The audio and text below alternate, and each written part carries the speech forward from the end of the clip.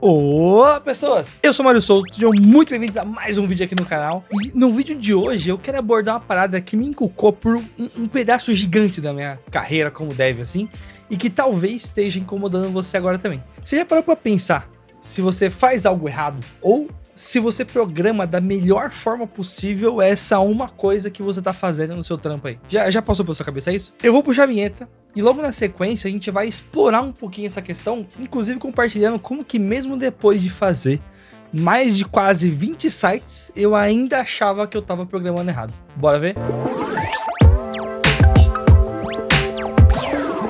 Lembrando que se você curte esses vídeos mais reflexivos, essa pegada trocando ideia com você aqui, você pode deixar o seu like aqui, o seu comentário que me ajuda demais. Abre o ChatGPT e pergunta pro ChatGPT se você programa bem ou não e manda as respostas que eu quero dar risada aqui depois. Mas acho que o ponto é esse aqui, né? Quando eu comecei a trabalhar, eu trabalhei em agência de publicidade, né? Eu já contei isso aqui algumas vezes. E eu cheguei a fazer mais de 20 projetos lá, né? Assim, ao longo do ano, pô, a agência é pastelaria, né? Você vai aqui, ó, só fatiando e entregando os projetos. E foi muito doido porque na época eu usava WordPress. E aí, beleza, né? Eu criava o tema com WordPress. Eu não só usava WordPress pra pegar um tema pronto e fazer, não. Eu criava temas pra WordPress. Na época, eu não me importava tanto assim com a parte do PHP e tal, mas o front-end eu queria fazer muito bem feito, assim, né? E aí eu lembro que na época, o que tinha de mais hype possível era você estilizar as suas classes CSS, criar elas baseado no padrão BEM. Porque existia-se uma obsessão em querer reusar o CSS muito grande, né? E olha que muito doido, né? Eu comecei falando de qualidade e agora eu tô falando de obsessão. E acho que essas duas coisas são importantes, porque normalmente o que é dado como qualidade é a obsessão do momento de alguma coisa pela comunidade. Não necessariamente isso é a melhor coisa. E aí, de repente, o vídeo virou um vídeo de filosofia, né, Mário? Calma, vamos lá. O BEM, por exemplo, né?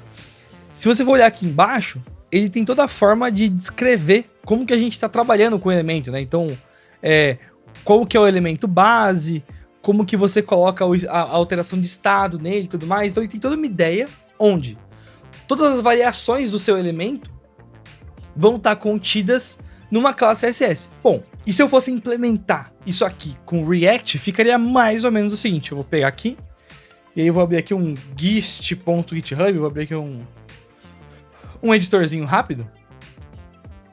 Ficaria algo mais ou menos assim, né? Ficaria um button, onde o elemento, né, o que na época era o element, no React é o componente por si só. E aí eu tenho o modificador dele, né? Então, no caso aqui, eu teria o state, que ele pode ser success ou danger.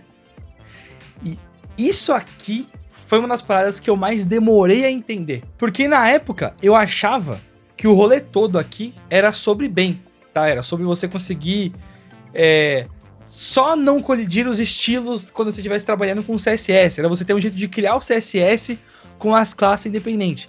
Mas o meu maior erro, na verdade, era não ver que seria um modelo de pensar componente. E acho que isso é muito engraçado, né? Porque mesmo nas discussões na época, a galera sempre discutia pela parada que menos importava, assim, sabe? Tipo, era muito mais sobre usar maiúsculo ou minúsculo no nome aqui, um negócio meio X assim, ou reclamar que o nome tava grande, do que de fato entender o porquê, qual que era o problema que estava sendo resolvido de fato aqui. E, bom, eu acho que o ponto que mais me pega aqui é porque se você sai um pouco da programação e você vai para outras áreas, em outras áreas não existe uma discussão, por exemplo, de vamos assumir que criar componente é uma coisa simples, é uma coisa base.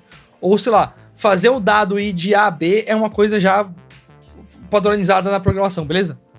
Você concorda que seria mais ou menos como calcular o raio do círculo na matemática? Tipo, não existe você inventar como que você calcula o raio do círculo. Tipo, o círculo e parte dele é 3. Se você quiser calcular o raio completo, você tem a fórmula correta de fazer isso. Eu peguei aqui a imagem, eu não lembrei exatamente aqui, né? Mas é meio isso, assim, saca? Tipo, é uma parada que você não questiona, você já sabe que é assim, já é desse jeito. Tipo assim, está correto. Tudo bem que na programação a gente não tem tantas verdades absolutas assim, mas eu acho que de 20 anos pra cá, onde a gente não tinha nada de front-end, a gente tá caminhando. Se você parar pra pensar, a matemática tá aí há muito mais, assim... Se você parar pra pensar friamente, a matemática tá aí desde sempre, né? Mas a evolução do nosso conhecimento como humanidade em matemática tem, sei lá, zilhares de anos de evolução, enquanto que front-end tem 20 e programação como um todo, sei lá, da década de 60, 70 pra frente ali, boa parte das coisas que a gente tem. Tem tempo antes ali, mas enfim, acho que o ponto maior pra pegar é esse aqui, sabe? E aí, bom, se você acompanha aqui o canal, você sabe que eu gosto bastante de entrar com profundidade nessas questões mais gerais. E eu tentei pegar os conhecimentos para se montar um CRUD e convertir no curso aqui do canal, né? Se você quiser apoiar aqui o trabalho e estudar junto comigo, você pode dar uma adquirida lá. Lembrando que 3% de cada venda é doada para a CUFA. E o curso em si foca justamente nessa pegada. Como que eu vou te dar autonomia para você conseguir ter algumas reflexões sobre desenvolvimento de software? Como que você vai pensar em problemas comuns que você tem ali para conseguir, no seu dia a dia, não ficar mais discutindo por bobeira na hora que você tá parando ali para desenvolver, sabe? Tipo, você realmente discutir algo com mais profundidade, você ter mais certeza, como, por exemplo, quando você num software vai fazer a troca de informação no seu sistema, você vai estar percorrendo ali quais são os nomes das áreas que esse dado passa. Eu boto tudo no arquivo só ou eu quebro em vários? Quanto é vários arquivos? Onde eu deveria fazer as minhas validações? Porque uma coisa é uma linguagem como JavaScript, que toda função pode ser que você chame sem receber o dado. Agora, quando você está numa linguagem mais fortemente tipada, você precisa garantir muito forte esse tipo de dado logo no começo da aplicação. Então, tem vários detalhes que eu vou trazendo aqui que foram dúvidas minhas ao longo da criação desses mais de 20 projetos e de outras coisas, e que eu tenho certeza que são dúvidas suas também. Em algum momento. Eu tenho certeza que alguns dos conteúdos ali do curso são dúvidas que você tem, então mesmo que seja para reforçar conhecimento, eu super indico para você. E seguindo aqui na linha de raciocínio, né? Beleza, então, a gente viu aqui o bem, eu comentei como seria a parte via CSS dele, e aí foi muito doido, né? Porque aí de uns anos pra cá, a gente teve todo o lance de começar a usar o CSS em JS. E aí o CSS em JS era a melhor coisa do momento e tal. E olha que muito doido. Tal como eu achava que o problema maior do bem era você ter um jeito de não criar colisão de estilos que dava super trabalho de fazer, com o Emotion, parte da graça é você ter o poder de você realmente conseguir integrar o valor do JavaScript com o React aqui, mas não só isso, é você principalmente conseguir não ter que dar mais nome de classe para as suas coisas. E olha que doido, né? A gente veio da melhor boa prática sendo dar bons nomes descritivos para uma hora evoluir para você não dar mais nome.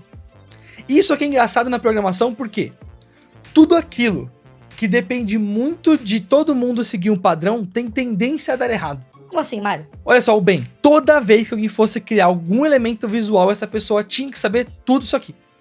Ela tem que pensar em tudo isso. Quando você tem uma abordagem tal como a do Emotion, você cria uma outra vertente que é: eu preciso ser super especialista para fazer isso, versus se eu não for tão bom assim, eu não destruo o projeto. E olha que parada poderosa. Quer dizer que você não precisa saber programar para usar Emotion?